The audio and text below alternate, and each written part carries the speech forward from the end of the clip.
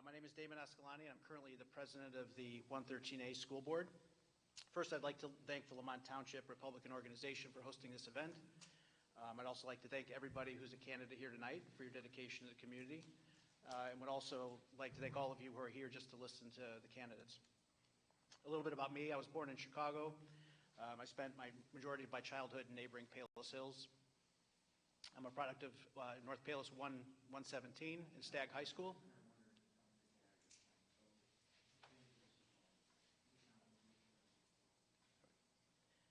I have a bachelor's degree in economics from the University of Illinois at Urbana-Champaign, and then I went back mid-career to get my law degree from the University of Illinois Chicago John Marshall Law School. I'm currently the global head of procurement, real estate and facilities at TransUnion. It's a data and analytics company and also one of the 3 major credit bureaus.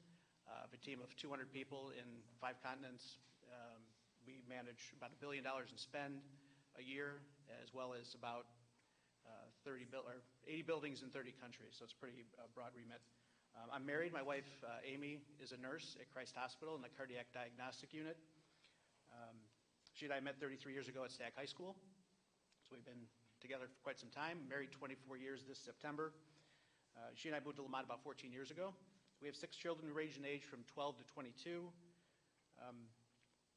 We have college senior down to 6th grade, and graduated from River Valley as a family last year, so we have 2 left in Old Quarry. I first ran for 113A board about 8 years ago, and my second year I served as secretary, and the last 6 years I've been president. I've also served on all the board committees that we've got. I currently serve on the policy committee, as I have for the last 8 years. There's a lot of interesting documentation that comes through that, and as the lawyer, I kind of got designated, and I've kind of stuck with that. Last election cycle, I sat at this exact forum. We talked about the types of things we wanted to do for the district, reducing class sizes, addressing our facilities needs, incorporating all-day kindergarten into our buildings, adding a school resource officer for the safety and protection of our kids, and doing all of that while keeping our finances in mind. I'm happy to say that 4 years later, we've done all of that. Central School is open. It was open on time. It was open on budget during a pandemic and with supply chain shortages. We're really proud of that. We also did that with a referendum that passed at 70% approval rate back in the spring of 21. We've also added all-day kindergarten successfully, so that went live this past fall. We've added a school resource officer, John Loricello, who's part of the Lemont Police Department. He's full-time in our district, and going forward, I'd like to have a couple extra. Am I up on time? Sorry. So much to add. So anyway, why am I running again? We've got a lot more to do. We're starting our next 5-year strategic planning session, and I'm very honored to be on this board, and I hope that I'm very humbled to be in front of you, and I look hopefully to earn your vote. Thank you. Thanks, David. Mr. Al Malley. Hi, I'm Al Malley. I'm an incumbent on the board now, so I may echo some of the things Damon said. As incumbents, we've done a lot of the same things. We first moved to Lemont in 2007. It was my wife and I and my 2 children. My daughter started at 113A in 6th grade, graduated there, then graduated high school. My son started in 1st grade, graduated from Old Quarry. He's going to graduate from Lemont High School this year. I was first elected in 2011, and I'm sure some of you remember what it was like back then. We have no challengers this year. At that time, there were 11 people running. We had several debates in this room from that end to that end of the room, and they were broadcast all the time. Problem back then is the schools were in financial dire straits, and the community was very upset. Morale was low for staff, students, parents alike. Today, there's no hint of that anymore. We've turned it around. You wouldn't even recognize this district today compared to what it was back then.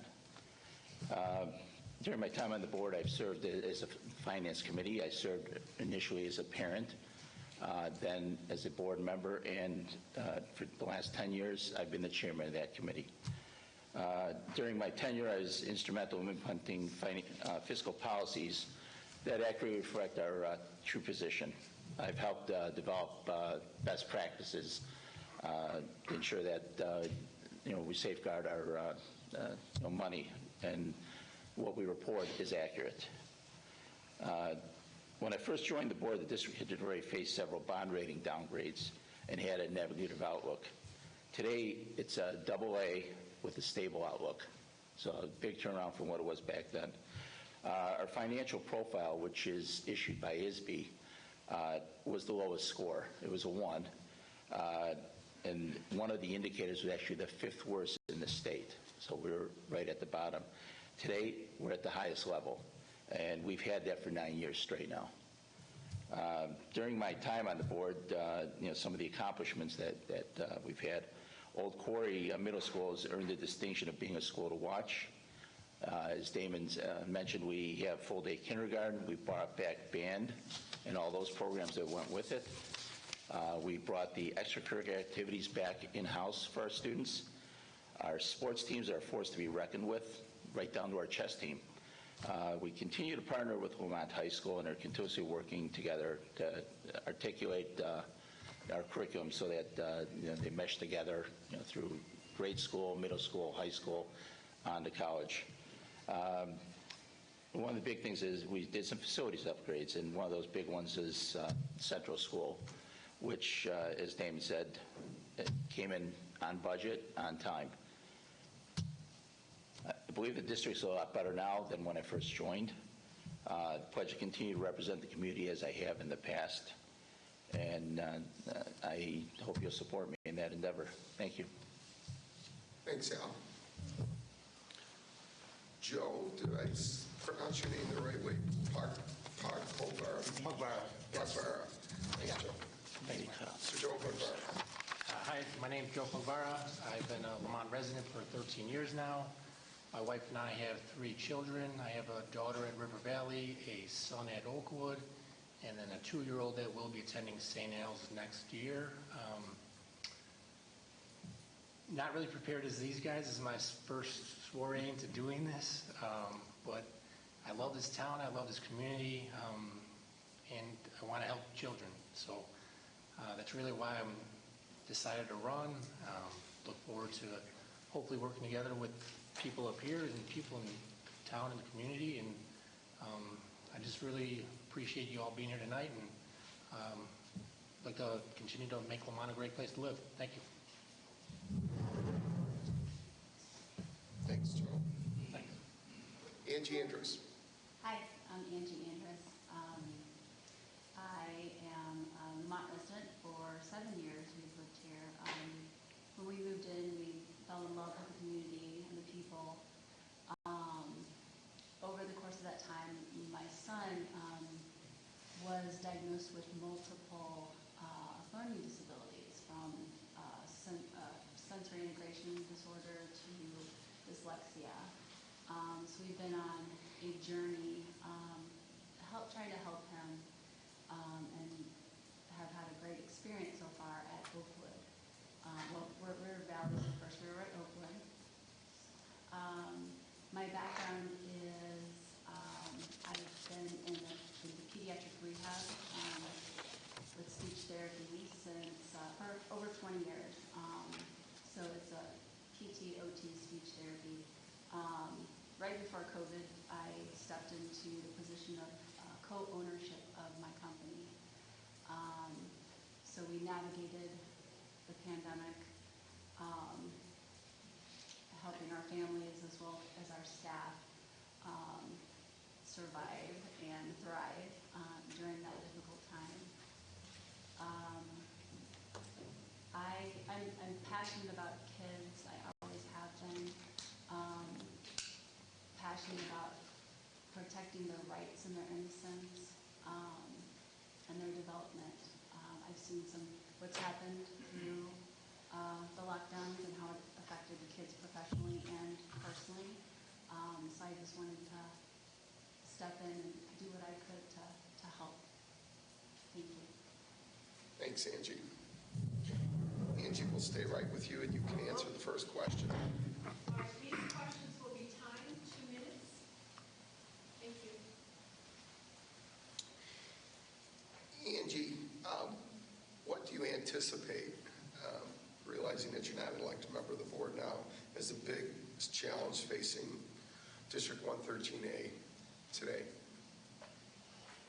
I guess speaking from experience where I went from being a therapist to an owner of a business, one of the biggest challenges we faced was establishing trust and having clear communication at every level. So between the families that we serve, to the staff, and then of course running the business. So I think I can apply that in this situation as well. I think it's important that all voices can have value, yet making decisions that are clear, and then building that trust piece. Thank you. Thanks, Angie. Joe, same question for you. What do you anticipate is the biggest challenge facing the District 113A board school district today? My kids have had great experiences so far with the school, so I don't really have any complaints with what's going on. My biggest fears or concerns, I guess, moving Hey, Joe, forward. get closer to Mike, the air conditioning. Or Sorry. Biggest concern, I guess, for me with the kids is obviously number one, safety. Obviously, everyone sees the news and you see what's going on as far as guns and controls, and so for me as a parent, having 3 kids that are coming up in the school system, that to me is one of the things at the top of my list is just making sure that kids are safe. A lot of the stuff nowadays with the online, the kids, the texting and social media, I'm not a big proponent of that. I don't allow my kids to do any of that. They're obviously at a very young age, but the bullying online and things like that are things that obviously that I believe that just need to be kept an eye on and hopefully cleaned up if it is happening. I would say one of our biggest challenges right now is staffing. We've had a hard time hiring people, bus drivers, paraprofessionals, nurses. There's a shortage across the board, and when we try to find somebody, they leave. It's nothing that we've done. Part of it may be money, but we pay the going rate. But they can go out in the public world and make much more than they make in school districts. We've been fortunate that we've kept most of our teaching staff. They generally stay with us and retire in our district. But a lot of the other positions, we've had a hard time. We've struggled over the last few years trying to do that. And I see that as probably one of our biggest challenges. Financially, we're pretty stable right now, but that's always going to be something we have to watch. Our costs go up. Our revenue is limited, so we have to keep managing that. But right now, I think our large challenge is going to be staffing.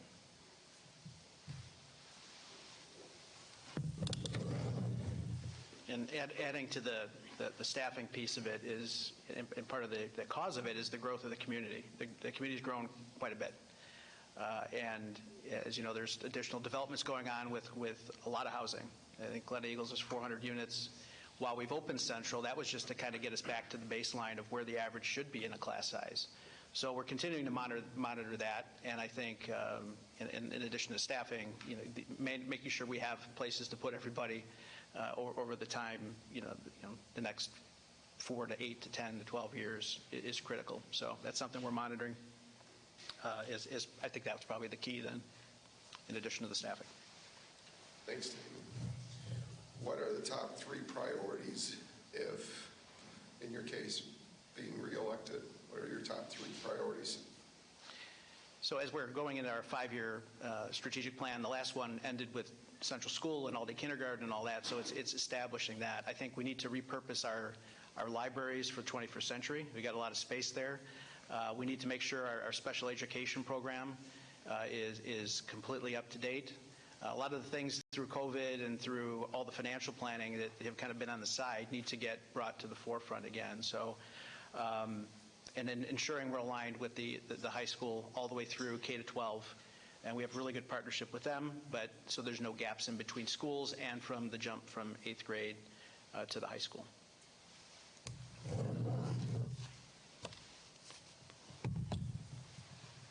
Sorry, I just drew a blank here. Well, our curriculum is one thing that we've been looking at. We believe our curriculum is rigorous, and it's rigorous, and our grade test scores aren't exactly where we want them to be. So we've been looking at that. We're going to evaluate that, and just keep going with that. Our finances, that's always going to be a challenge, as I mentioned before, and class space. We just reopened Central, and our enrollment's continuing to increase. So we're going to have to keep looking at that. We've been creative in the past when our enrollment increased before Central was open, and we'll have to keep doing that.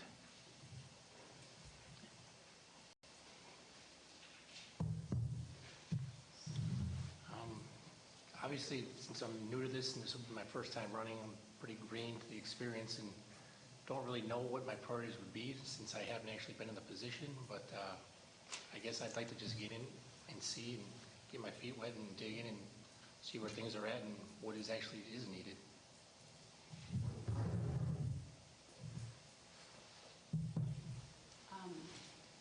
I like Joe, feel very similar because I have not been in this position. One priority I have is from my profession, we have to look at the whole child. Even though I'm a speech therapist, I look at how a child's speaking, but I also have to consider how they breathe and how their sensory system is, and there's everything about them.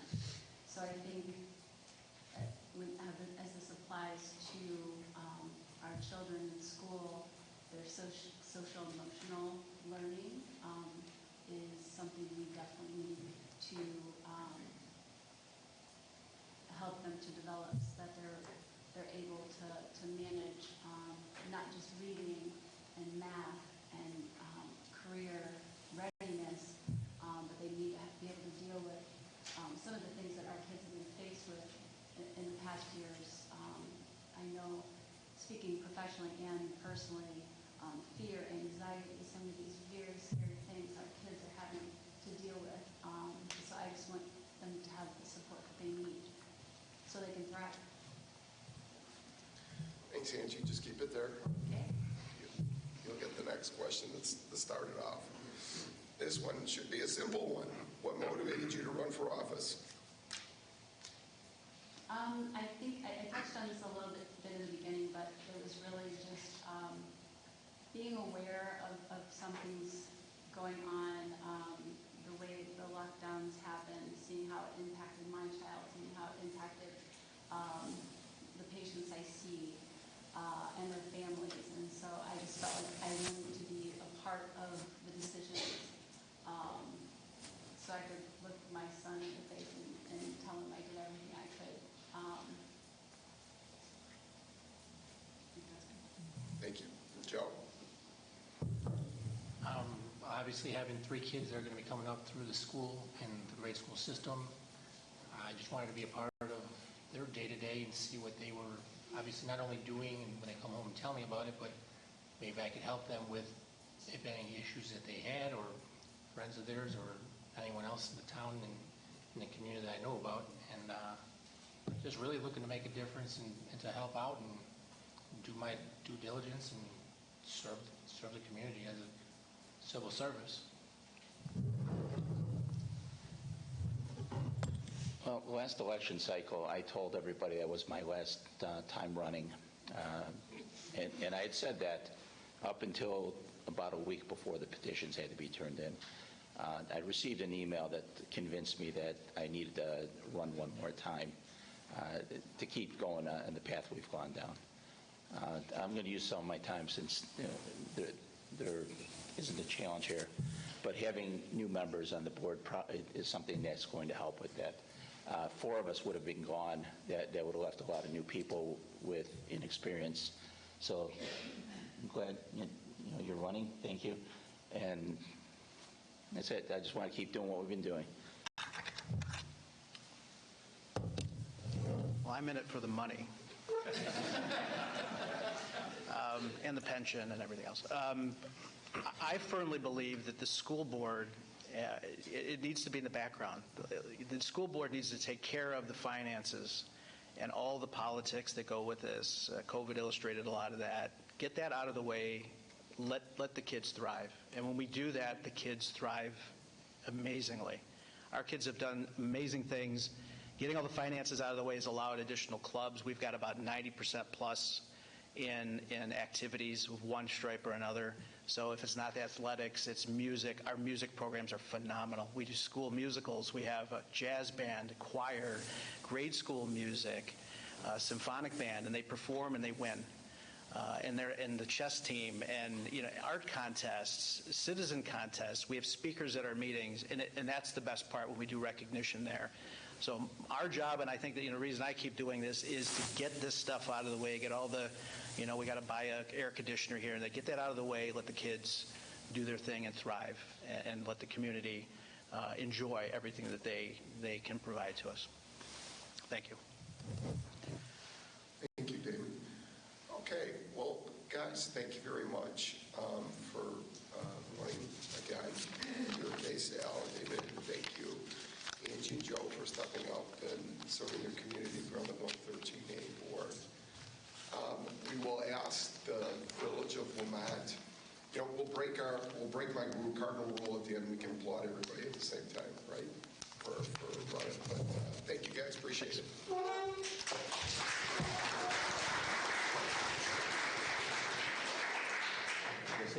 Or not.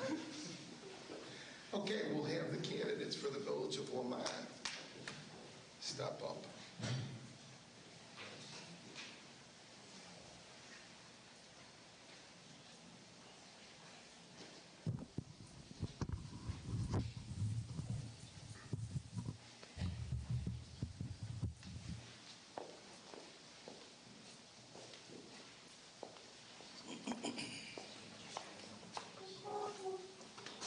We can miss the legs here.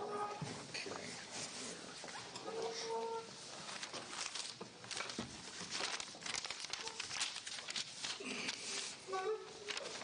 I'd like to introduce Mr. Rick Zagowski and Mr. Ron Stapleton, your own current trustees for the Village of Lemont. We did have a commitment from Janelle.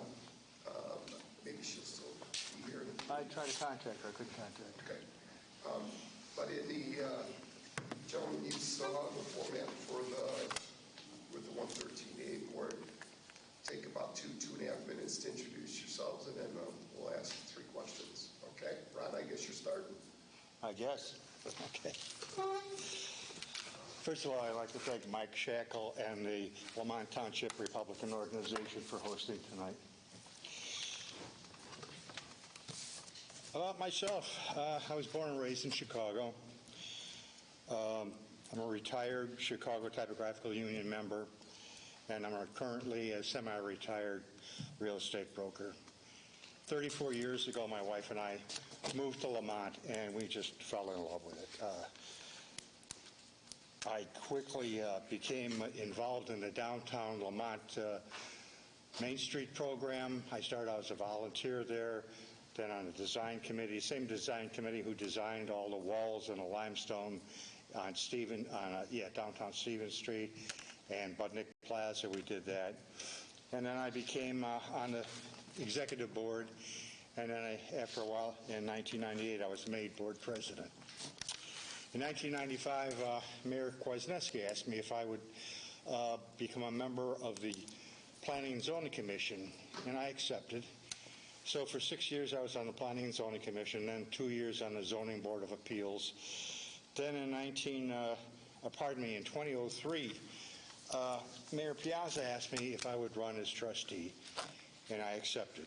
And I ran and won, and now I'm just finishing my 20th year as Lemont trustee. I'm also appointed to be the village liaison to the Art and Culture Commission, the Planning and Zoning Commission, Historic Preservation Commission, which means I have about 6 scheduled meetings a month because of that.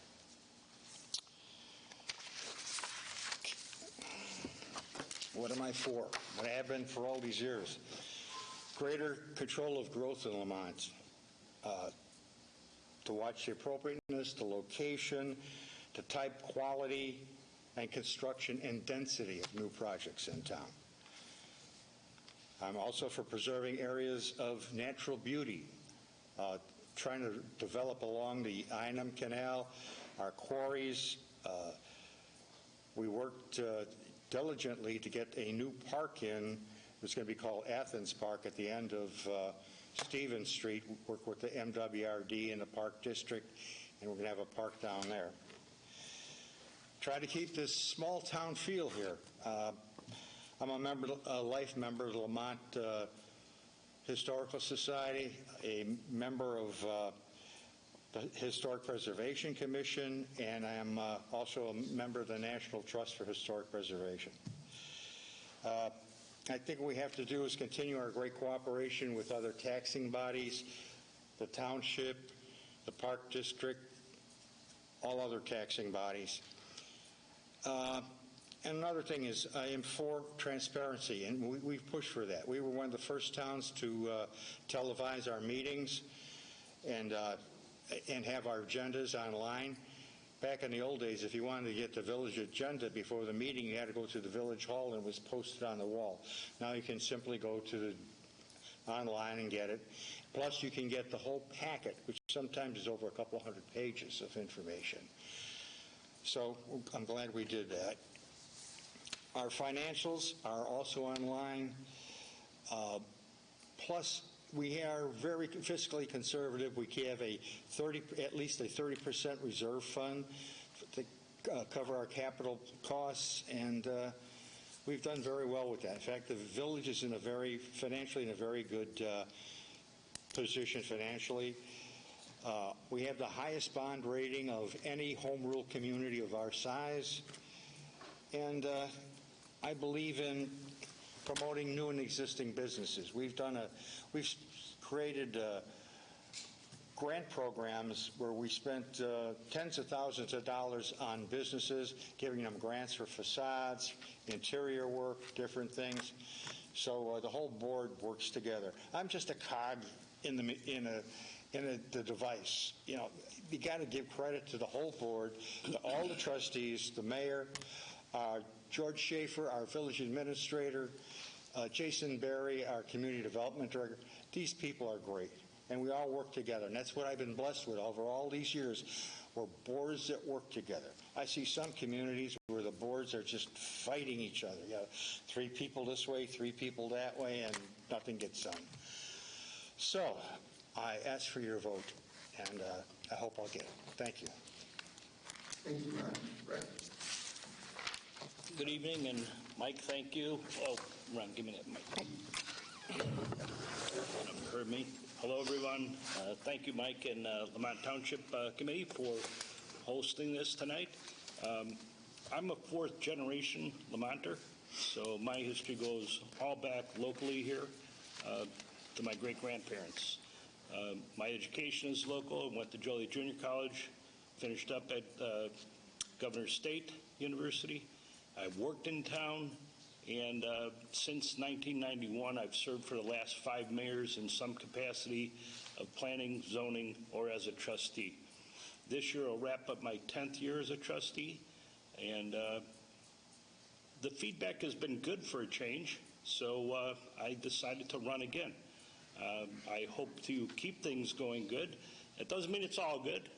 We do get some reservations, and people do have some complaints, but that's what we're here for, is to take those in also and to listen to them.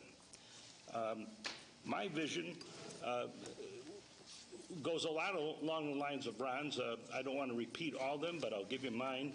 But I also want you to know that I've served with Ron in capacity on planning and zoning all the way back to the early 90s. So a lot of our ideas are in sync. But I do want to tell you, although we work together as a board, we certainly are aware of and try to avoid groupthink.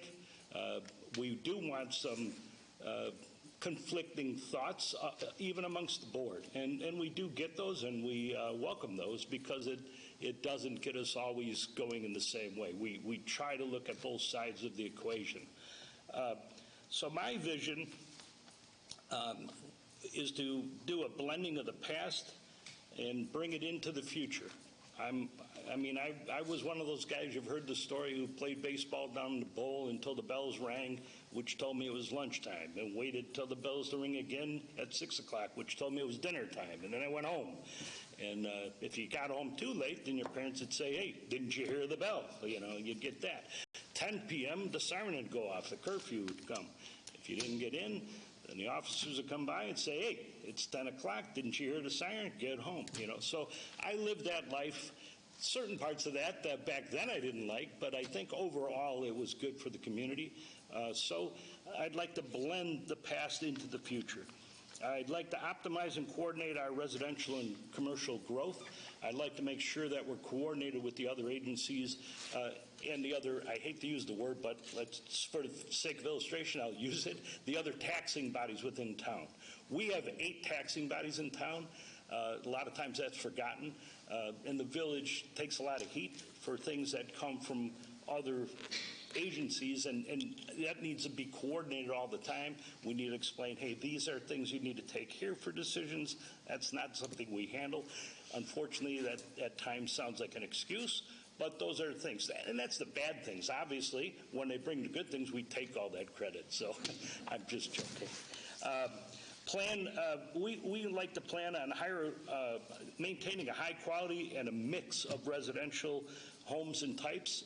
I do have 4 children, and currently none of them live in town. And I think that's what has happened to a lot of us old-timers, is that our children can't afford to live in town. So there's things we need to do in order to make housing more affordable, but that doesn't mean we have to sacrifice the quality of our housing or the community itself. So we have to plan on how to do that, and that's what I'm trying to do as a member of your community. We also need to continue to work on maximizing the village's entire commercial properties. As soon as we see something empty, and even prior to that, Jason, our planner and developmental guy, he's always out hawking, trying to get other people interested in the community. He works really hard. You can pretty much call him any time in the evening because he stays at work a long time.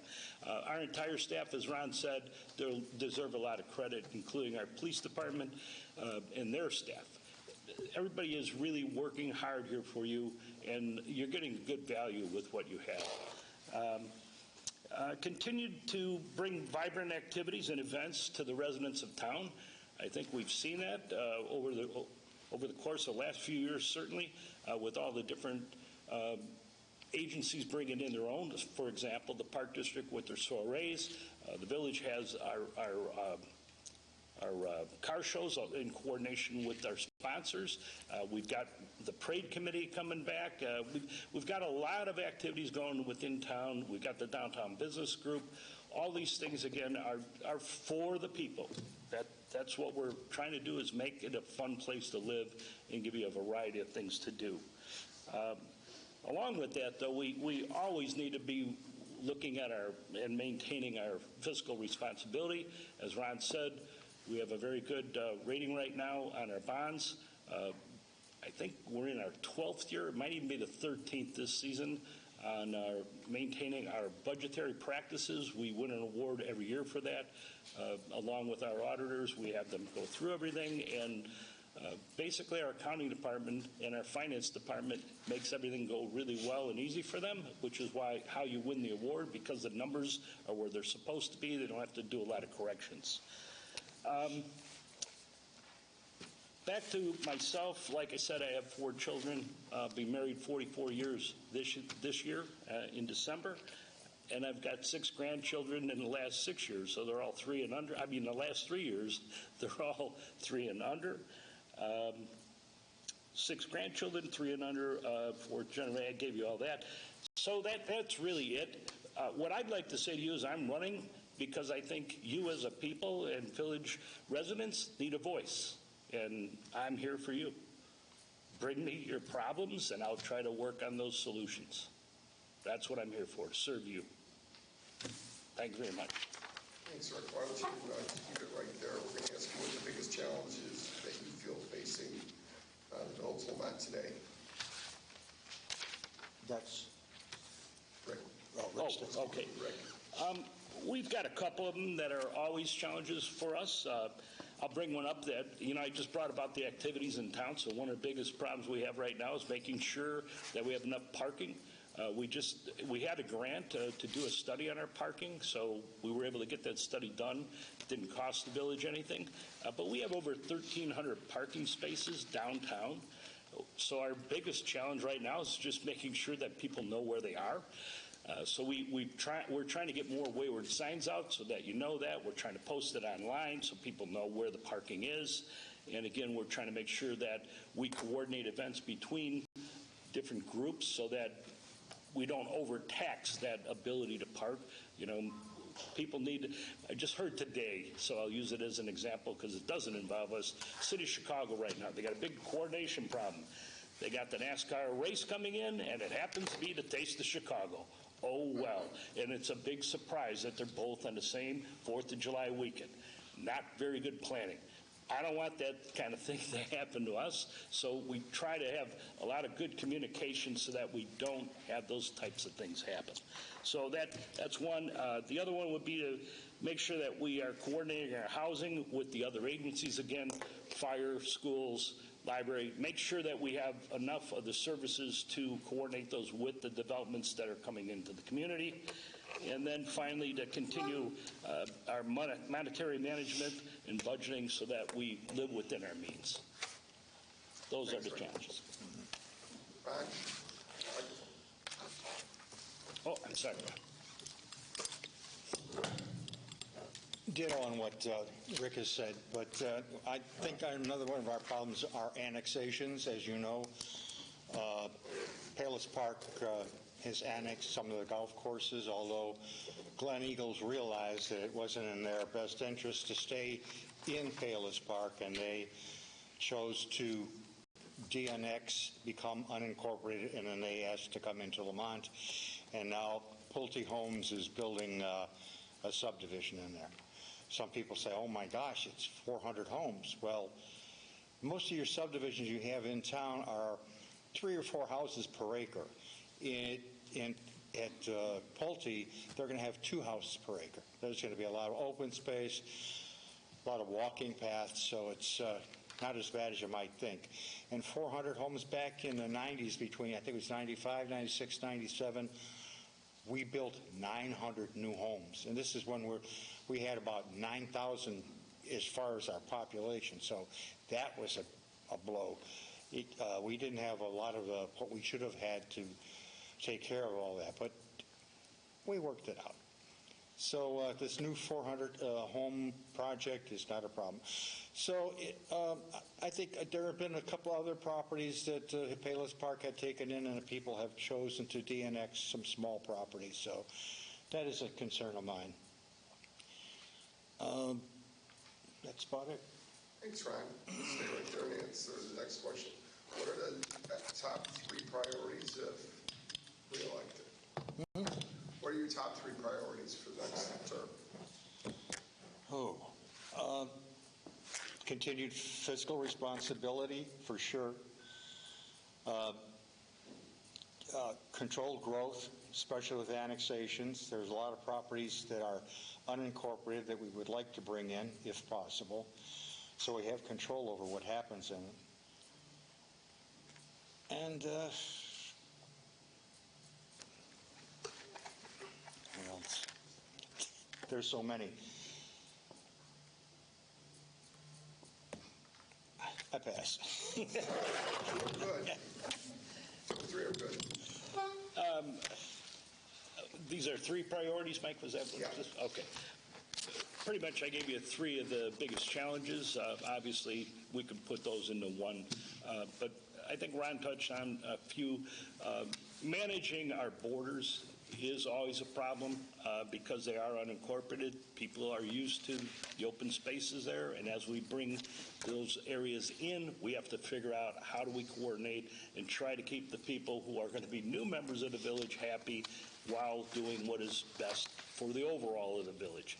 That's always a tough one because nobody ever wants anything to happen that changes things right next to them.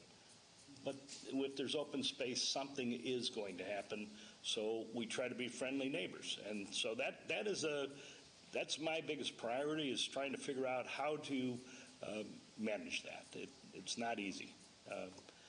So that would be the biggest. And then I gave you some of the others here, is just making sure that we keep downtown looking good and business is full and lively down there. I think it is now.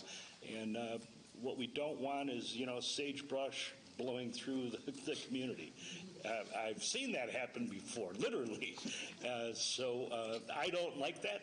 I like to see people walking around in a vibrant downtown. So how do we maintain that? That it's always tough, especially with businesses. We're doing it with restaurants right now, and that's going well.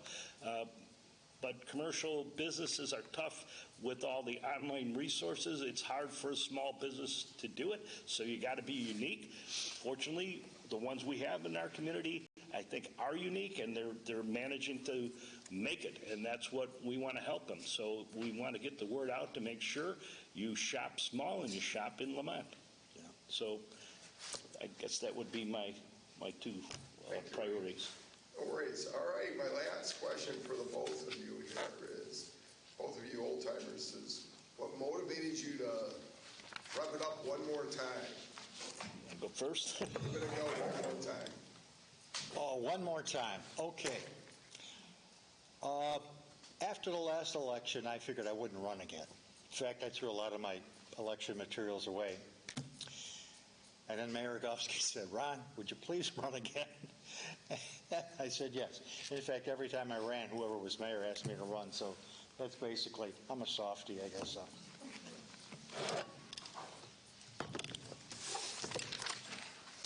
I ran again because I care. Being here for all my life and enjoying being here, that's why I stayed here, that's why I live here. And I want to make sure that the people who moved here because they saw something special are able to keep that same feeling. And I'd like to bring it on to the future. So that's why I ran. I also, honestly, like I said, for the first time, feedback has been overwhelmingly good. So it's nice to ride on top of something for a change instead of always struggling to hear good news. So those are two good reasons, and I think those are my main reasons why I'm running. I really care about the community and want to see it continue on a good path. Great. Thank you. I'm sorry we missed Janelle, but we had Rick and Ron, and please join me in giving a round of applause.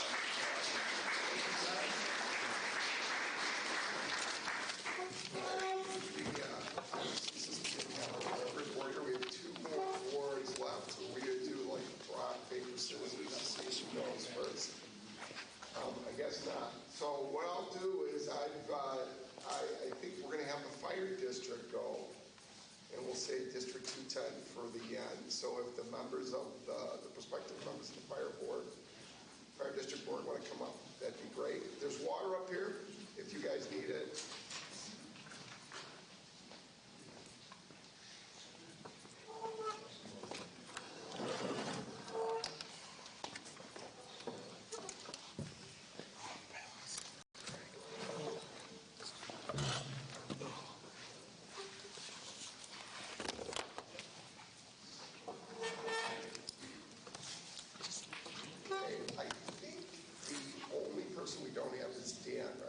Correct. Dan's not here.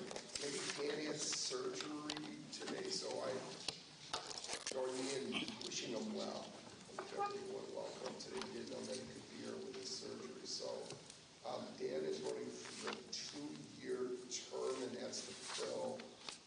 Is that to fill somebody's spot? That's correct. Yes, we had 2 trustees leave last fall, so he opted to run for the 2-year position. They complete the terms and then they have to run for re-election. Great. Thank you.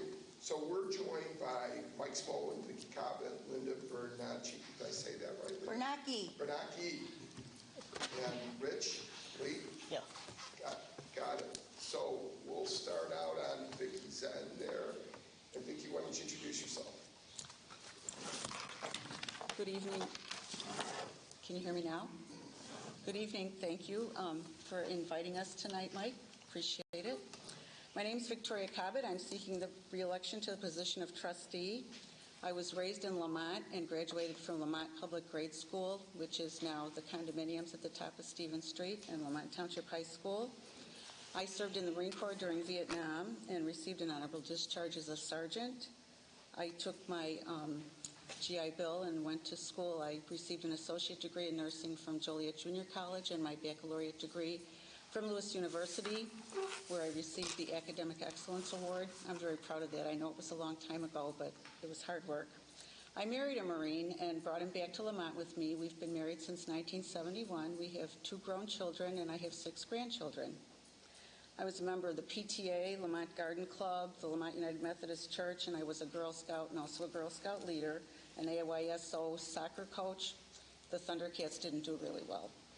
I'm currently a member of numerous veteran organizations, the Illinois Professional Firefighters Association, and I belong to the Chicago First Church of the Nazarene.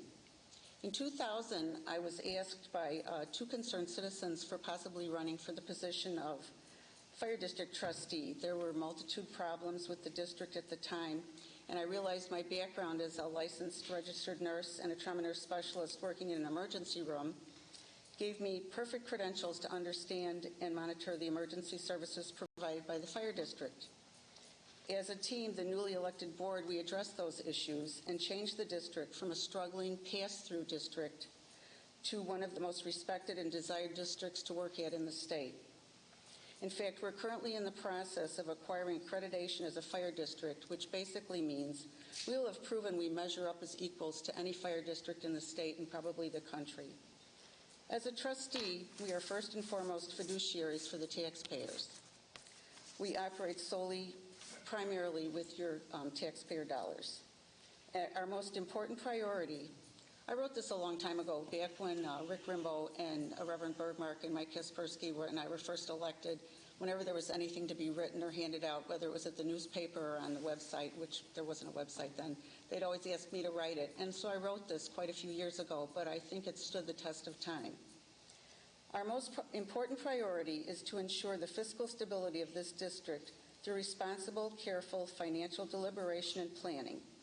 We have been able to manage within the guidelines we determined each year by collectively setting long-term goals and evaluating their implementation, as well as developing flexible strategies to change course and look for new or different options so that should the needs arise.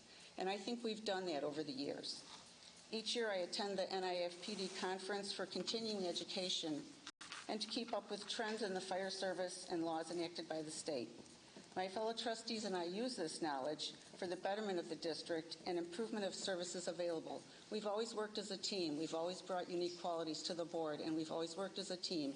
We have disagreements at times, but we work together. We each bring distinct qualities to the board as a team, which provides for comprehensive leadership for the district. The Lemont Fire District is solvent, stable, and planning for the future because of hard work, vision, and dedication. I love the duties of a trustee, and I would be honored to continue. Thank you. Thanks, Vicki. Linda. Hi, I'm Linda Bernacki, and this has been my hometown for 30 years. I am originally from Chicago. I am married to John Bernacki for 30-some years, and we have no children, but we have a beautiful yellow lab called Luca. And so that's our delight. I am currently serving as trustee for the term that was unexpired. So I've been involved in this actual position for a short time, but I love it. It's fascinating. It's so exciting. There's so much to learn, and there's so much of my previous background that comes to play as I learn different things in this position. My previous background is in banking and in finance and in management. I've had around 39 years of experience dealing with primarily in the areas of real estate, litigation, acquisition and development. I worked with the Better Business Bureau. I worked not only in this state, but I worked for an international corporation, but I did not work internationally, just in the United States. But I did work with not only the Better Business Bureau, but the Attorney General offices in our various states. I also worked with the state examiners that were coming in to regulate compliance in all areas of lending. So I feel, since we are, as Vicki said, a fiduciary in this community, and my managerial skills, it's a match. In this community, prior to this, I was involved in Oak Lawn. I was the president of the Chamber of Commerce. My church is St. James. I was, for the Altar and Rosary Society, I was elected as a treasurer and vice president. And the purpose, the mission statement of the Fire Protection District is to provide the highest level of professional service to all within the community. And I think I would bring my professional service and leadership to the table, and I think it would be in both of our best interests. Thank you. Thank you, Linda. Rich. Hi, I'm Rich Lee. I've lived in Lemont all my life. Due to the constraints of everyday life, I have a desire to help people, not only in our community, but everybody else around me. I've spent 18 years on the fire board in the past. I am currently a volunteer with the American Red Cross as a disaster response team leader. I'm also a responder with an organization called CEARCH, which stands for Community Emergency Response Team. I'm part of a search and rescue team on NUM. Latest incidents I have been on is a high-rise fire recently in Chicago, which I think was about a month ago. It blew through 10 floors. The shooting in Highland Park, I was at that one. I was at Morris Warehouse battery fire, it was November-ish, I think. And then the Woodridge tornado that hit, I was out there. So I've been on a lot of large incidents. I still have a desire to help people. I still have a desire to be in emergency services. With the fire department of 18 years, I was a state-certified firefighter. I was a state-certified hazardous materials technician. I was a state-certified emergency medical technician. With my Chicago CERT team, we're part of ISARC, which stands for Illinois Search and Rescue Council. I studied tracking with them. I'm certified in wilderness and ground search and building search and rescues. I've taken classes for lost person behavior, autism. I'm a tornado spotter with the National Weather Service. I've studied evidence and crime scene investigations, swiftwater rescue classes. I've taken FEMA classes, incident command systems, 100, 200, 700, and crisis management classes. As far as the Red Cross, I'm a disaster response supervisor, as I said. I've taken mass casualty classes, mass care and sheltering. I've studied casework and recovery to move people through. I'm also Narcan trained. I've been wanting to be on this board for years. I spent 18 years here. I think it's time for a change. I think it's time that the board gets some experienced firefighters on the board. And we cover 40 square miles. We got 18,000 people, and I think we need to look at our time responses also. And that's all I have, and hope you vote for me. Thank you. Thank you, Rich. Mike, you're up. Good evening. My name is Michael Smolin, but most call me Mike. This time I'd like to thank the Lemont Township GOP, Mike Shackle. Thank you. A little about myself. I'm a lifelong resident, going way back to great-grandparents. And I'm a graduate of St. Pat's, Lemont Township High School, Rick and Pam. Been married for 46 years to my wife, Pat. 7 grandchildren. The little ones are the best. As a young boy, I used to go down to the firehouse, tag along with my dad. That's going way back. And I fell in love with it. And when I became of age, I started out as a volunteer, as my father did. And eventually, I became an EMT, which progressed to be a paramedic, and ended up being a full-time job as the times in town and times changed in town. Right now, it's all career department. The last 20 years, before I retired with 46 years of service, 47 years of service with the fire department, I was responsible for maintaining all the vehicles. I had to keep them on the street. Tough job. Along with being a paramedic, I'm sure everybody remembers the old Rampart radio, the orange boxes. Well, I got to play with one of them, so that's kind of showing the age. But, yes.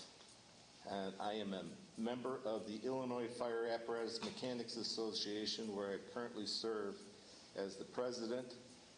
I am a member of the Municipal Fleet Managers Association, plus I belong to the Lemont Lions Club, and lastly, treasurer of the North Point Charter Boat Association.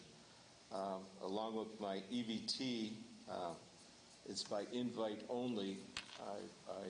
I go to a conference once a year, and we validate all the tests for other EVTs throughout the country and Canada. So that's about all I got. Well, thanks, Mike. We'll keep it right there.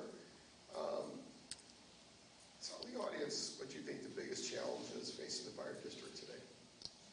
Biggest challenge is the cost of doing business. I mean, we've all dealt with COVID. We know what that can do. Wages, insurance, equipment, manning. To get people, you get the personnel. Nobody wants to work anymore. It's just been tough to manage that. Thanks, Mike. Rich? I think the biggest challenge is the cost of everything nowadays. I'd like to look at what we're spending for equipment. I'd like to see if our equipment's all updated. I know that comes with a cost. I'd like to see if it's efficient, and I'd like to see about our keeping our existing medics. I've talked to a lot of fire departments. We have trouble keeping the same people. For what reason, I don't know, but I'd like to look into that.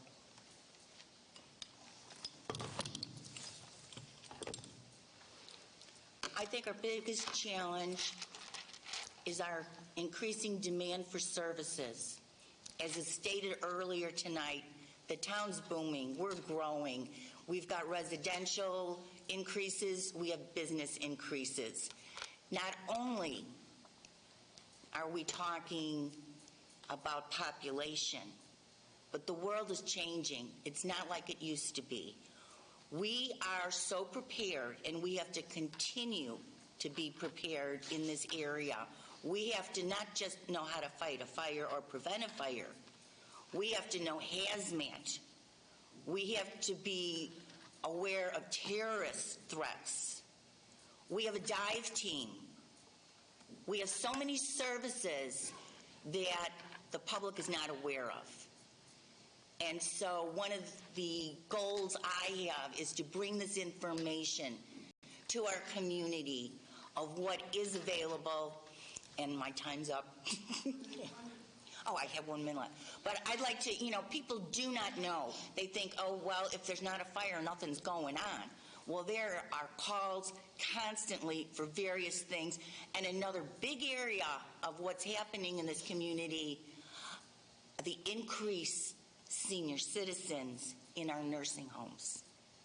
And the calls that are made for people falling in their homes, for these life alerts that are going off. There are, like I said, overdoses. Good things. We've given birth to or we haven't given birth, but we've delivered babies. There's good news. So that kind of offsets the calls for not breathing, cannot resuscitate. But there's so much that is needed. Thank you. Mike, I'm sorry. I enjoyed Linda's answer so much. What was the question? What do you think is the biggest challenge facing the fire district today? Well, we don't really have one challenge. We have a multitude of challenges, as Linda said. But as trustees, we are mainly fiduciaries. So we have to take the money that we get and we have to allocate it appropriately, efficiently, and thoughtfully. We need to carefully consider how we spend each penny. As a matter of fact, our pension is 92% funded, which is pretty high in this state, and we hope to be 100% funded by 2040. That's pretty much unheard of, even though the state has taken over the whole pension system of police and fire. Ours is one of the highest funded pensions in the state, and it didn't just get that way by accident. That was through careful planning and spending of your monies.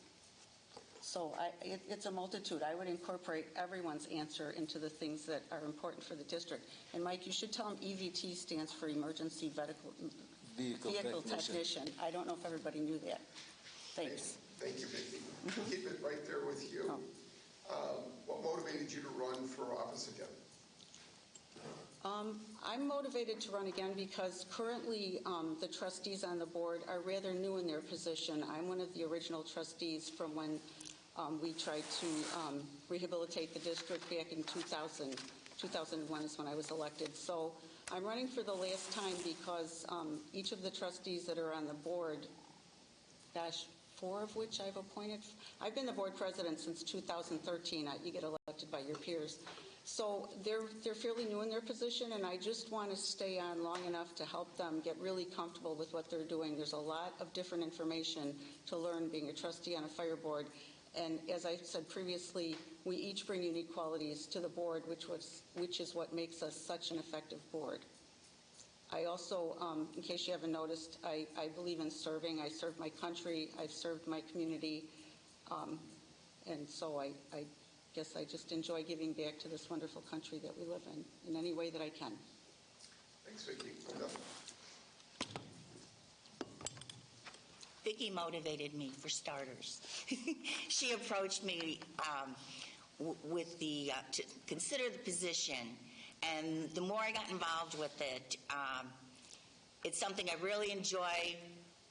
The biggest thing is providing safety to our residents, and that's what my goal is, the safety and the protection for our community, for the residents, the businesses, and what's dear to my heart, the firefighters that work for us, that they have the education, the appropriate equipment, and the training they need. Because what's everybody looking for? They're looking to pick up that phone at time of need and have them get there right away, as soon as possible, and have them know what they're doing. And thank God we have that. Thank you. I'm running again because, like I said, I want to help people. This is part of me helping people.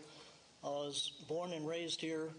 I have a big desire for the fire department, as I was there before, and I miss it. That's why I'm still involved with emergency services. And I hope to do it again because there's some awesome people that I know have been there. Thanks. My love is serving the community. It's after 47 years, I tried to step away. I couldn't. I got to get back into it. I miss it. I've always strived to better myself, my family, and once again, to serve my community. That's what makes me I feel, a good candidate. Thanks, Mike. We'll keep it right there with you. The last question is, what are your top 3 priorities if you're elected?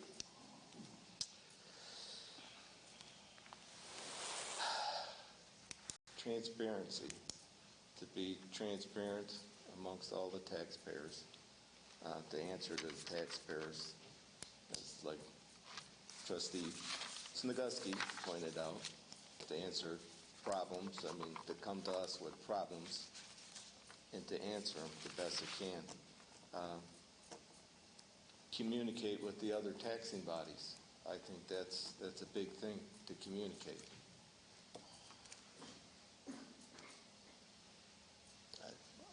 Thanks, Mike. Rich? Mine would be to try and keep our equipment up to date and try not to raise taxes. The second one would be our response times. I'd like to look at all of our response times and see if we could make anything quicker. I have a few questions about that. And again, I'd like to try and keep our own people and invest in some possibly new equipment in the long run without raising taxes.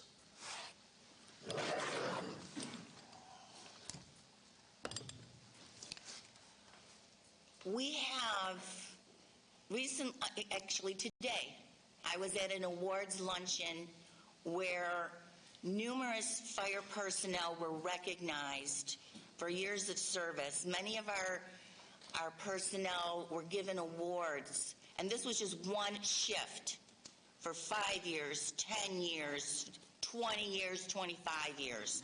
We have longevity at this fire station, at our fire stations. We have four fire stations, and each one is staffed 24 hours, 7 days a week.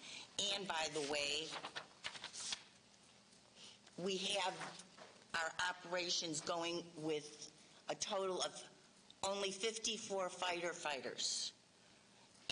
And we are maintaining 3 engines, 1 ladder truck, 4 ambulances, and covering approximately 32 residents. 32,000. I'm sorry, 32,000 residents. In last year alone, we had an increase. Our total last year was 4,097 calls. So our priority is to increase our capacity and to use the staffing that we have to their best ability. Thank you.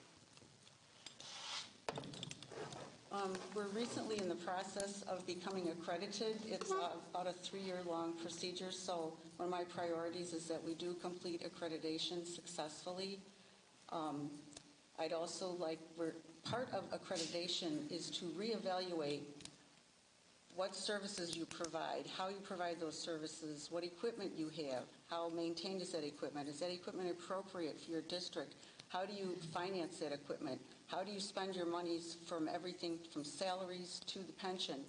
And we've known for a while that some of our district or stations weren't necessarily located in the best positions, but it was free, it was donated. So in the process of accreditation, we are also looking at possibly relocating a station or two. So one of my priorities, a second priority, would be to continue the process of that relocation and plan for the future building of a station. And then the third, I guess, would be better communication with the community at large. When we recently were working on our strategic plan and we did the community involvement, a lot of people, as Linda mentioned, don't know the services we provide. So we need to do a better job of communicating with our residents and the stakeholders as a whole. Thank you. Okay. Thank you, Vicki. That concludes the questions for the fire district candidates. Please join me in thanking them. Good luck, Linda. Good luck, Vicki. Oh, thank you, Rich. Good luck, too.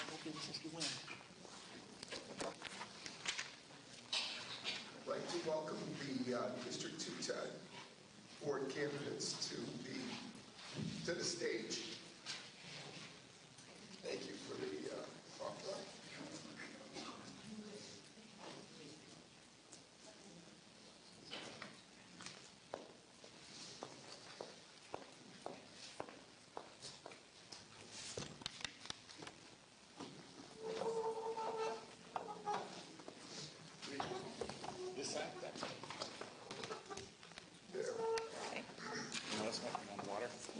I got some more. I got one. I'm going to sit next to you. You guys need any more? We're good.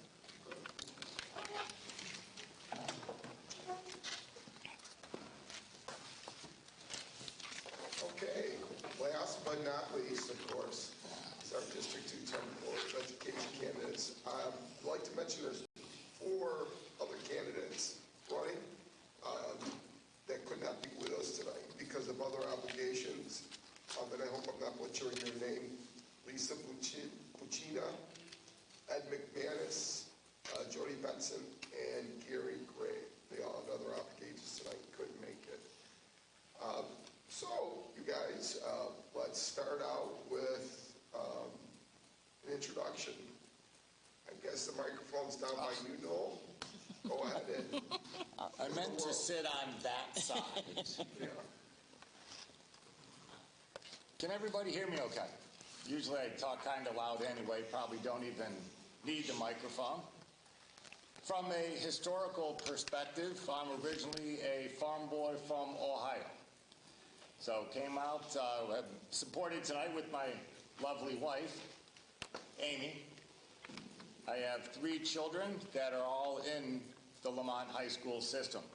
So there's Logan, Lydia, and Elizabeth, moved here in 2011. And I gotta feel, it feels like Lemont High School is a second home for me because we're constantly there waiting for kids in parking lots, chasing them around the school, and all the events that they're in. From a employment perspective, I do work in the IT industry. It's specifically with telephony, contact centers, data centers, network security, stuff like that. So if anybody needs any computer assistance, let me know. I also do teach in the evening.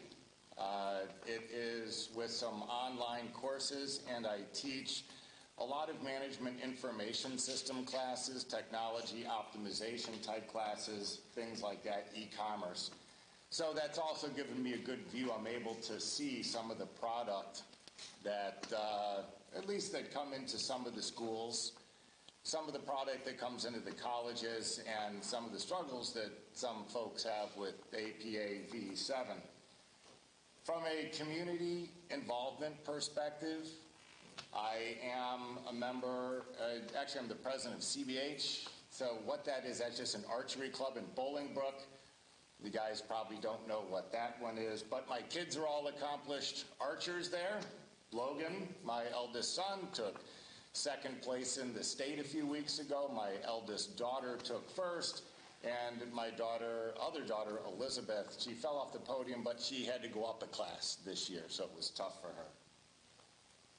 From the high school perspective, with the kids, a lot of times in sporting events, seeing all their events, that's constantly dragging me down there.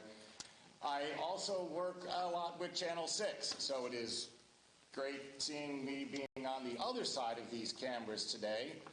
I am the commentator, so if you hear on the LHFS network, that is me doing the color commentary for Lemont High School football games. I am involved with the band. Is there a time limit on this? How am I doing on time? A couple minutes. Okay. I'm involved a lot with the band, particularly with the field crew.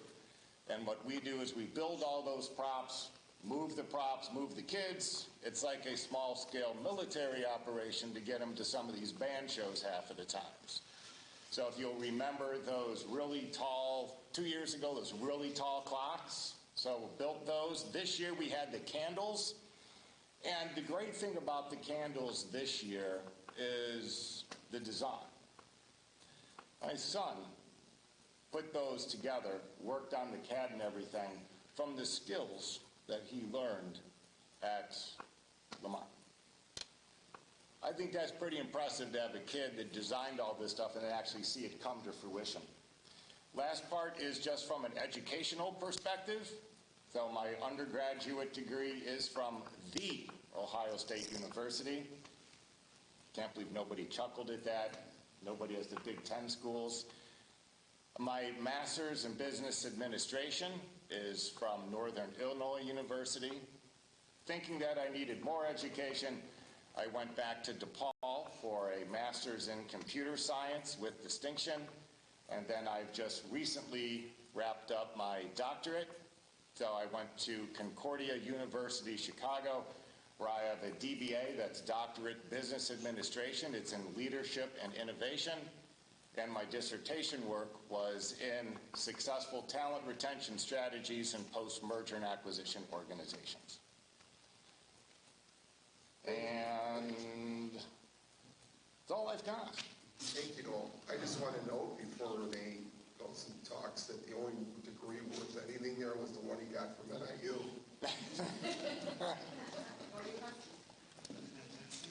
Well, I guess that puts me in good company as well.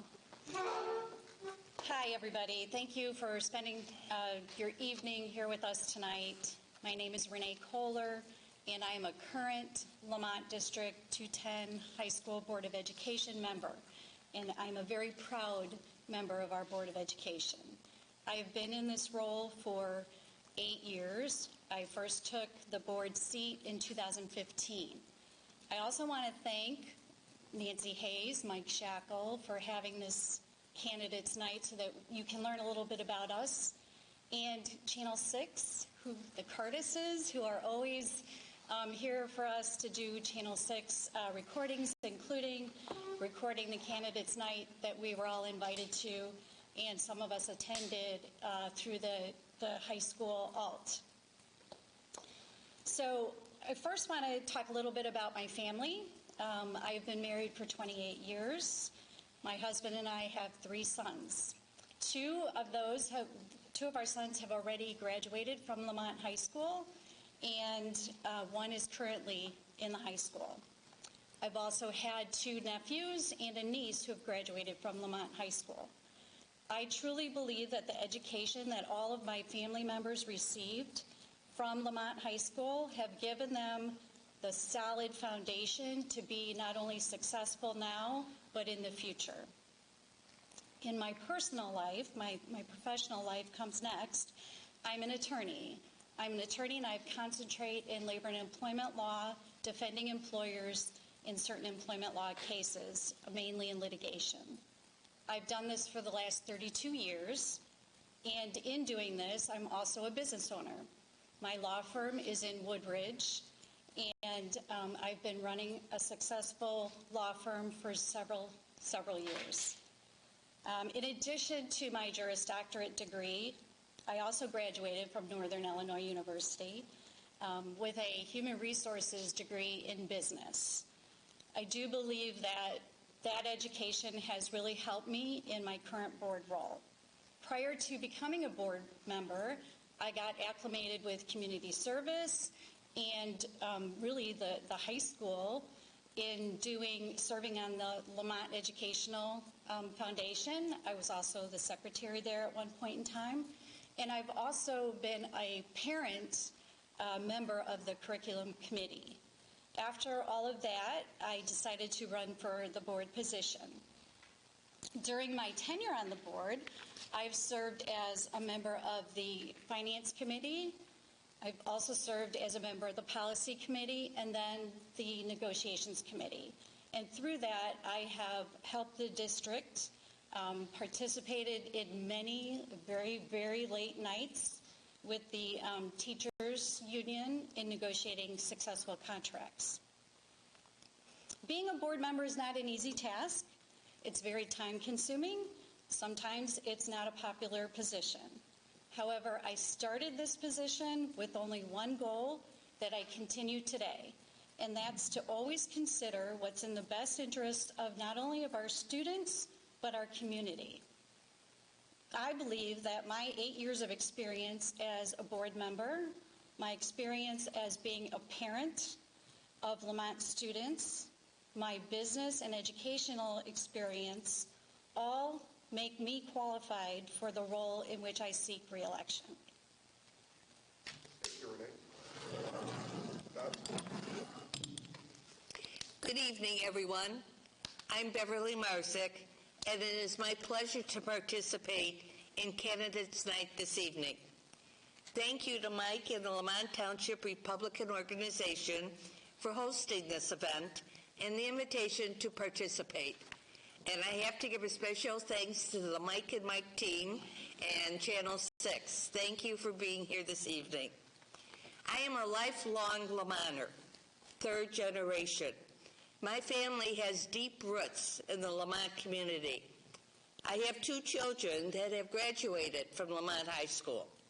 In fact, my mom, dad, brother, and many family members are all proud LHS graduates. And I have 2 wonderful grandsons that will be going to Lemont High School in the future. I have a BA degree in Business Administration from Lewis University, and I am currently employed at Argonne National Laboratory as a multifunctional business partner with an HR focus for the Physical Sciences and Engineering Directorate. I am serving in my 32nd year on the Lemont High School Board of Education. During my tenure on the board, I held a position of president for 4 years, secretary for many terms, and served on many committees. I am active in my parish, volunteering on many committees, and I'm also active in the community. I am a member of the Lemont Keep It Tall Fun Fest and Parade, and this year I will be chair of the Keep It Tall Parade, celebrating the 150th anniversary of the Lemont community. Thank you. Thanks, Beth. Pam? Oh, I'm sorry.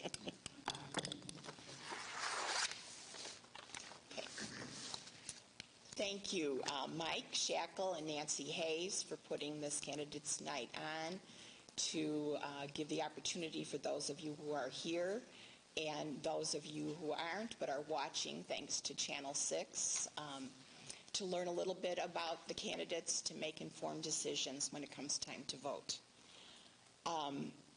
I've lived in Lemont my entire life, having graduated from St. Cyril's Grade School and Lemont High School, and I have a deep love for this community and for the school. I met my late husband, Jim, at LHS, and Jim and I, when we married, made a conscious decision to stay in Lemont and raise our family. We have 5 children,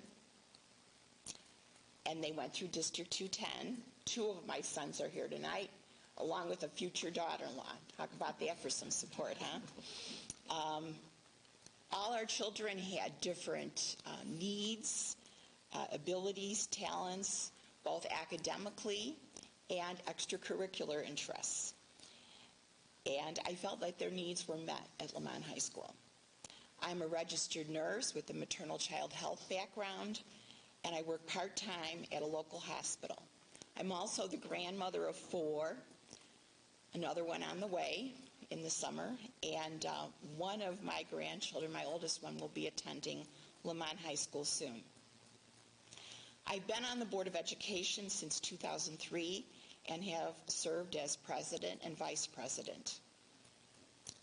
In addition, I have served on the Policy Committee and Community Relations Committee, out of which came the Educational Foundation, the Senior Outreach, and the Alumni Association. John Jones was a former teacher and a longtime teacher and coach and AD at Lemont High School, and he used to talk about Lemont High School being one of the best kept secrets south of Chicago. And it was. But people found out about it and they moved here. So we've seen our community grow, and that's a good thing. But lots of changes came. During the past 20 years, while I've been on the board, we have seen unprecedented academic, athletic, and extracurricular successes. Importantly, I've worked with many dedicated individuals on the board through the years, and I've learned a great deal about navigating some of the most significant challenges and transitions that we faced as a district. I also stay current about today's education issues, and I attend school board workshops on a regular basis. I've been part of the introduction of PLCs, professional learning communities, one-to-one devices for all students, and have been part of the seamless transition of operating our own bus company. This board has always been fiscally responsible and has received a lot of financial recognition, which I'm very proud of. And I can't take credit for all this. All this happens because of outstanding faculty, staff, and supportive families and community. And of course, our students. That's the thing that we all have to remember. That's why we're all here, for the students. And so that makes this work worthwhile for me. I'm proud of the work that's been accomplished, and I hope to continue to help make Lemont High School an even better place. Thank you. Thank you, Pam. Keep the microphone right there. First question will be, what are your top 3 priorities of reelected? There's a lot of different issues that are important. I think the one is always ongoing, and that is making sure our students are learning and showing growth. That's of the utmost importance. We are preparing them for the future, and we want to fulfill Lemont High School's mission for all students to become lifelong independent learners and productive citizens in a rapidly changing world. We review that mission statement annually, and it's still meaningful. We have seen some decline in some of our students' scores since the pandemic, as a lot of schools have. And I know measures are in place to help students build up their skills. For example, in math and English, we have Khan Academy for our math. We have No Red Ink for our English. And I know our teachers are as concerned as we are. I'm always concerned about financial, making sure that we're fiscally responsible. We always never know what the next unfunded mandate that's coming next, and we need to make sure that we're always getting our funding like through NAFIS. Beverly will probably talk more about that later. The biggest concern, I think, is staffing. There's a labor shortage, as the 113 board mentioned. And to maintain the competitive curriculum we have as a school, we need qualified teachers to fill that role. We're going to have a lot of people retiring. Filling other positions such as bus drivers, food and maintenance workers, and teacher assistants is always a concern. And how should we address those concerns? I think leadership is most important. The most important thing a school board does is hire a superintendent. And that is what this next Board of Education will need to do. Is that for me? Okay. I did 2 minutes. 2 minutes. Okay. Priorities and challenges. So I need to stop? Okay. All right. Okay. Beverly? Could I have the mic? Yes. Thank you. One of my personal priorities is to have Lemont High School educate all of its students to the best of their ability and to provide opportunities for them to succeed. This is so important to me because not every student is headed for a career as a scientist, engineer, or teacher. Some students are more suited for working in skilled trades. Some students have skills and abilities that require authentic work experience. I am proud to say that Lemont High School has something for everyone, from a variety of AP courses, courses that provide college-level credit, courses that provide the basic learning concepts in specific subjects, and individualized special education classes. Here are a few examples. 1, we are a district member of Wilco Career Center, which provides our students with a variety of career and technical learning opportunities that would be impossible to offer otherwise. 2, our technology intern program, also known as the Help Desk, is another innovative program that provides valuable work experience to students as well as helpful technology support to teachers and students. 3, one of my most humbled moments was when I introduced the Common Grounds Coffee House Project to hundreds of members at an APHIS meeting in Washington, D.C. This project was being recognized and awarded a grant to continue this innovative way to provide authentic work experience for students with special needs, while also providing a much appreciated service to the Lemont community. There are so many more examples I could give you, but we all know that it's not only academics that promote a well-rounded student. It is extracurricular activities, multiple clubs, band, drama, and athletics that are offered to our students and giving them so many opportunities for success. Thank you.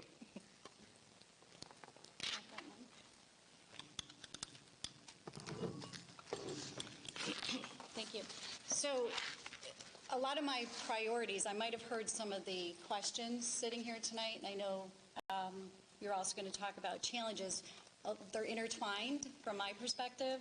I have 3 large priorities in why I want to continue on with the Board of Education with my fellow incumbents. First and foremost is maintaining our financial stability. And we are very proud of the fact that not only this current board, but the predecessor boards, the boards that I was not part of, have all been very in tune with financial stability and maintaining that. We have a policy on savings for a rainy day, and that rainy day could come anytime. It could come by way of not getting state aid or impact aid that we get through the federal lands that are in our district. So financial stability to me is the number one concern, from educating our students to involving the community and benefiting the community with our property values. Succession planning is a second priority because we do have many administrators that are going to be eligible for retirement, and it's very important to understand, and I believe from the 8 years being on the board, I understand what's required of those positions, never deeply as much as what the superintendent, principal, those positions do, but I know enough to know that we have to have quality people set in succession planning. And then third is capital projects. Very thankful for the community for voting yes for the referendum on our first run. Very thankful for the fact that they're trusting us with the financial ability to make the necessary capital improvements. I want to continue to be part of that vision and helping provide what's going to be in the best interest of both our students and the community.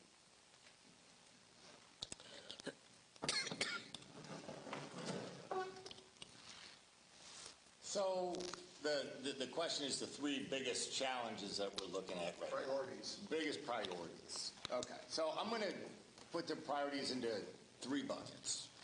So first bucket is going to be preparation. We need to make sure that in a continually changing world that the school is prepared to offer those education and those educational changes to the students. Education is what creates social change. We have to make sure that the kids remain prepared. I recently was visiting some colleges with my son, and during the college visits, he was able to meet with one of their students that was showing him his aerospace engineering homework. I'm proud to say that Logan, my son, was able to keep up with them. I was completely lost. Next thing that I want to make sure I stress is the transparency, and that comes from 2 different issues. Number 1 on the transparency is that we're involving the community for curriculum. Once again, education precedes social change. The second part is regarding the finances. I have to be able to talk to each and every one of you and to my neighbors as to where the money is going and to make sure that it makes sense on what we're spending the money on. It's the whole fiscal responsibility the last portion is on the performance. We have had a dip in the performance values in English and in math, and I am confident that in everybody working together, we can get back, we can recoup some of the lost ground from COVID and exceed the expectations and get back to where we see other schools in the area. Thank you. Thank you. We'll just keep it right Oh there. man, I'm on the hot seat again? Yeah. Okay. What motivated you to run for office? So, a few things here. Number one, I live in this community. I have 3 children in this community. I have a lot of vested interest in this community. And when I had looked at the opportunity to run for school board, I was like, wow, some of these challenges that we have today, I can be a part of offering those solutions for not only my kids, but the other kids that are going to be following behind them. Like I said, when we discussed the importance of education, it was one of the guiding factors why I moved out here from the first place. I was in Berwyn. My wife wouldn't let us stay in Berwyn past age 3, or actually past the 3rd grade. The reason for that was we realized how education was very important. So that is one of my driving motivators here, is the education and making sure that we continue that excellence here at Lemont. The second thing is, as other people have stated, we are at an interesting precipice right now where we have an intersection of some new school board, possibly, as well as some of the new positions, leadership positions. It's time to pass that torch so we can start building relationships with the new people coming in and then drive Lemont into the future. Thank you. Thank you. So my motivation to run is very simple. I love Lemont High School. I love our community. I love the reputation that we have. I love the property value that the school helps us to achieve and obtain, the stability, the experience that we have, and the continued excellence. That's my motivation to run. I'll tell you what I'm not motivated by.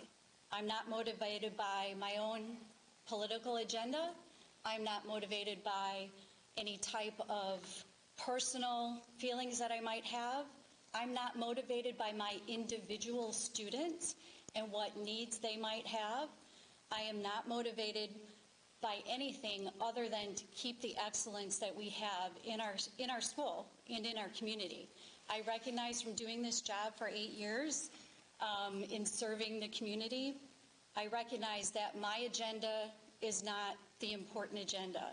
My student, who's my child, is not maybe for what I might think might be good for him, is not necessarily for the good of the entire school and the entire student body.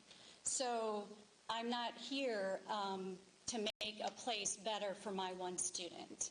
I'm here to make consistency, stability, and continued excellence for the students that have been through the school, to continue the reputation that they're proud of and what they've earned and achieved, and for the future students who are going to come through our building and our school, to make sure that they continue to receive that same quality education. That's my motivation.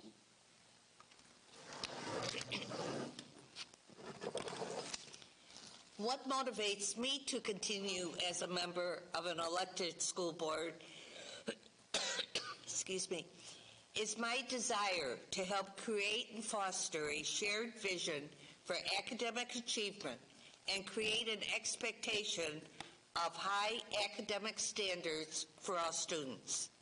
I believe in being innovative, striving for success, and achieving recognitions like being named a National Blue Ribbon School.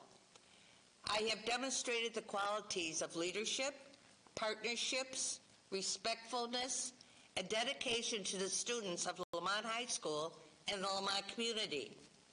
I will bring the same dedication and professionalism that I have practiced and applied for many years on the Board of Education. I built my reputation upon not only hard work and dedication, but also by carefully and attentively listening to others. I hope that my honesty engenders a sense of trust and confidence, stability, experience, and continued excellence. That is what I would bring.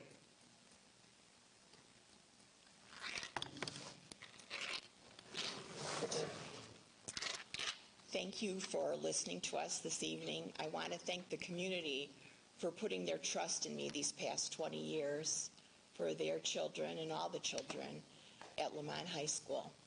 I had a great experience when I went to Lemont High School. It was a good school when I got on the board, and it's only improved with all of us working together. We have an experienced board that are able to debate,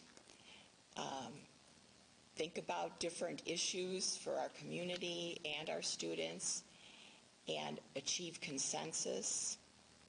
And I want to continue to do that. There's a lot of work to be done. Still, we're so lucky to have the referendum passed, so we have funds as we improve our aging facilities. But we also need to think, as we're renovating our facilities, is the building going to work for our curriculum? For example, if somebody recommends a broadcast class, that's going to be expensive to have a classroom like that. How are we going to make that work for us? What's relevant, staying relevant for these kids, because we're preparing them for jobs that don't even exist yet. I'm sorry Gary's not here today. He had to work. He's at cutting a ribbon and speaking at a big national sales event in another state. He is on the Wilco board. Those are kids that are not following the traditional going to college paths always, and he's very aware of that. Our founding, one of our founding board members that bought into Wilco was Joe Forsley, and Joe's gone, but his legacy continues along with the other board members that were on that, and it only continues to improve. I ask for your support for myself and my fellow incumbents in this election on April 4th, and I thank you for your time. Graham, we got one more question. Oh, okay. Okay. Uh-oh. Didn't think you can get away that soon and that quick. All right. What is your biggest challenge, you think, facing the school today? I think staying relevant and making sure that we're using tax dollars wisely. I don't want to let people down, people that came before us. And I'm talking about board members, community members, students.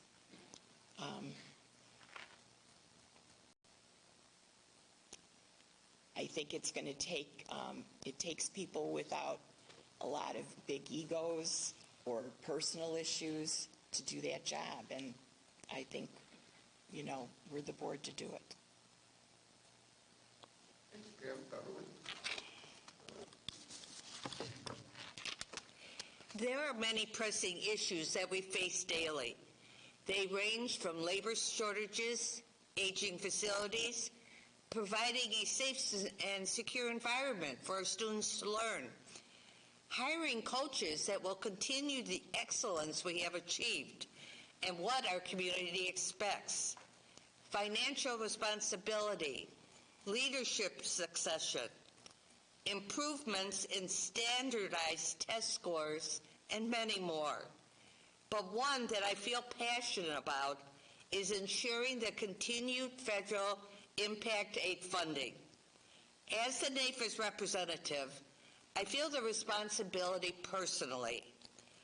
The impact aid revenue of nearly $1 million per year faces annual threats of elimination during the federal appropriations process.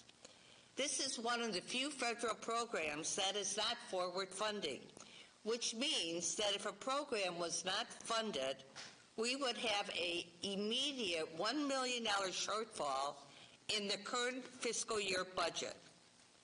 Attendance at the semi-annual NAFIS meetings is necessary to meet our state representatives and to explain to them what the impact, what no impact aid funding would be, and then ask for their support of this program.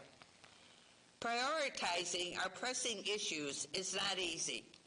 When one day you learn that the HVAC unit on top of the field house roof is malfunctioning and needs to be replaced at well over $1 million, and that is what just happened to us within the last couple months, you must make some hard decision on where those funds will come from. I believe that by using a step-by-step process can help me make more deliberate, thoughtful decisions by organizing information and defining alternatives.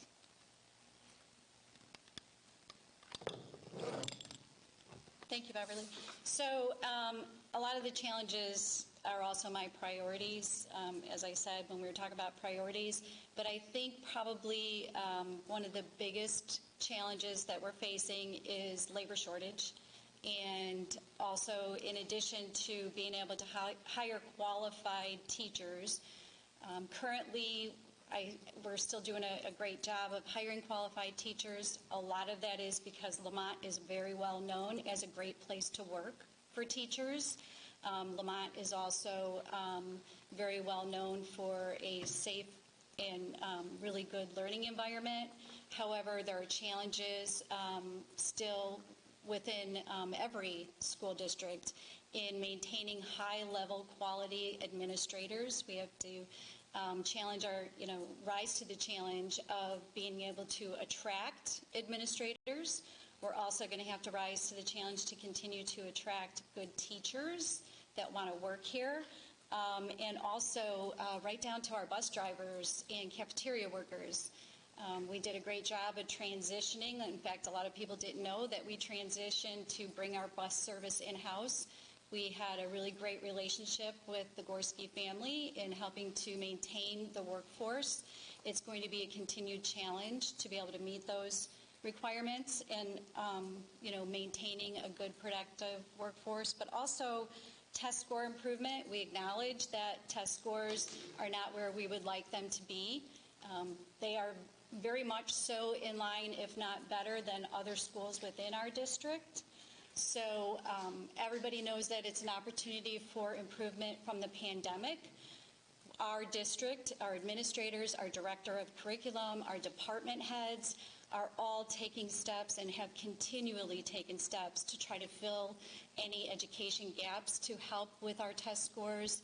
And they have always done and continue to have PLC time on Wednesday mornings. A lot of people don't understand what that means other than their kid maybe gets to sleep in a little bit on Wednesday mornings.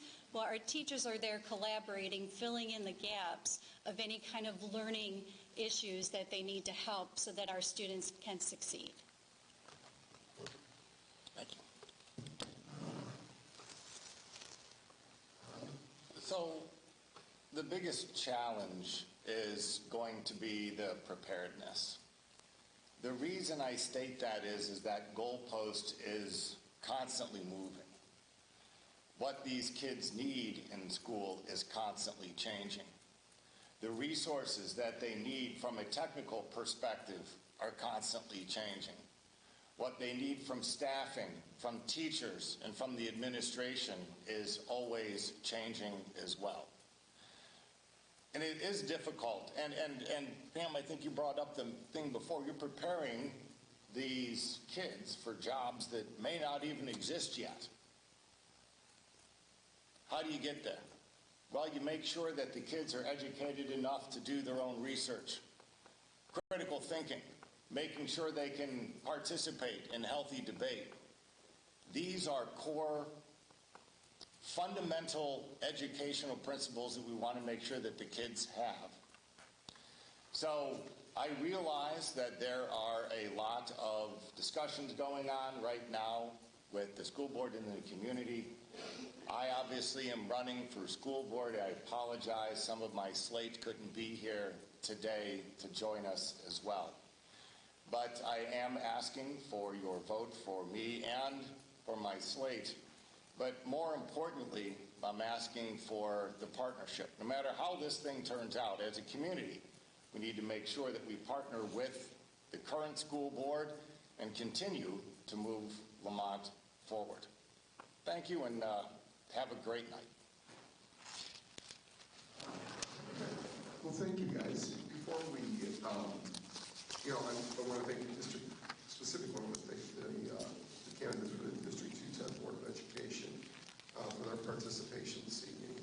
But I want to give a round of applause not only for that, but I want to give a round of applause for all the candidates that participated tonight. I want to thank, as has been already said, the Channel 6 crew, Mike and Mike. Thank you guys for your help this evening. Thank you. Are we allowed to go? Thank you to the Lemont Police Department. Thanks for being back there and helping us out.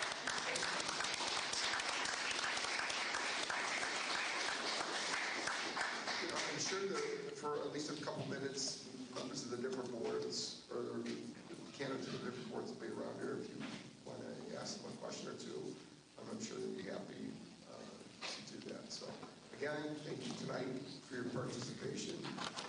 It's great to see so many people come out and want to meet